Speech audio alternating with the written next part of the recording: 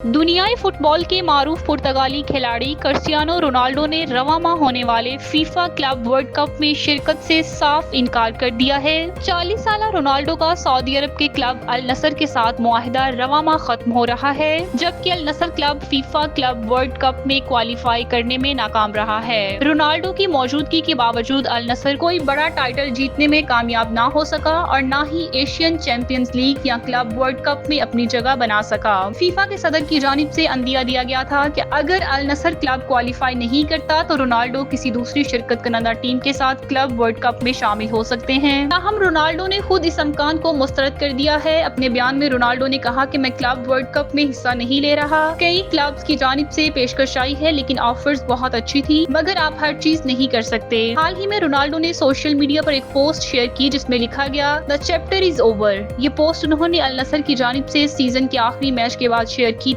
ताहम ज़राई के मुताबिक अल नसर क्लब अब भी रोनाल्डो के साथ मुआहदे की तोसी की कोशिश में है और इसमें कामयाबी का इम्कान भी जाहिर किया जा रहा है। रोनाल्डो ने अल नसर की नुमाइंदगी करते हुए अब तक 111 मैचेस में शिरकत की और 89 गोल स्कोर किए। अब वाज़ेह रहे कि फीफा क्लब वर्ल्ड कप रवां माह अमेरिका में शेड्यूल है, जिसमें दुनिया भर से 32 क्लब्स हिस्सा ले रहे हैं।